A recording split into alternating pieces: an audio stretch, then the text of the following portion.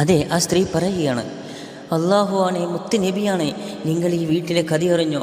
3 ദിവസത്തോളമായി അടുപ്പിൽ തീയെരിഞ്ഞിട്ട് പട്ടിണി കൊണ്ട് അന്നം കിട്ടാതെ എൻ്റെ പൊന്നുമക്കൾ വാടിത്തളർന്ന് ഉറങ്ങിയിരിക്കുകയാണ്. ആ സ്ത്രീ സ്വയം മനനൊന്ത് കരയാൻ തുടങ്ങി. പടച്ചവനെ, എന്തിനാണ് ഞങ്ങളെ നീ ഇങ്ങനെ പരീക്ഷിക്കുന്നത്? ആ പാവപ്പെട്ട വൃദ്ധന് ഒരു തുള്ളി അന്നമിട്ട് വെച്ച വെള്ളം കൊടുക്കാൻ പോലും ഇല്ലല്ല റബ്ബേ, ഒരു വഴി കാണിച്ചു തരണേ റഹ്മാനെ.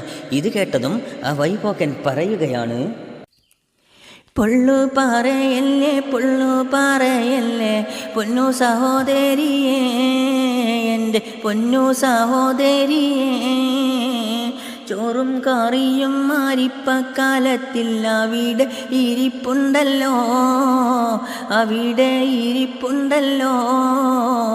പൊള്ളു പറയല്ലേ, പൊള്ളു പറയല്ലേ, പൊന്നു സഹോദരിയേ, എൻ്റെ പൊന്നു സഹോദരിയേ, ചോറും കറിയും മാരിപ്പക്കാലത്തിൽ അവിടെ ഇരിപ്പുണ്ടല്ലോ, അവിടെ ഇരിപ്പുണ്ടല്ലോ.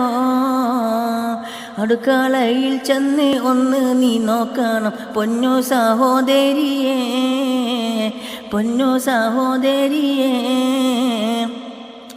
ഉണ്ടായിട്ടുള്ളത് ഇല്ലെന്നീ ചൊല്ലുന്നതും മഹാപാപമാണ് പൊന്നു സഹോദരിയേ. അടുക്കളയിൽ ചെന്ന് ഒന്ന് നീ നോക്കണം പൊന്നു സഹോദരിയേ, പൊന്നു സഹോദരിയേ.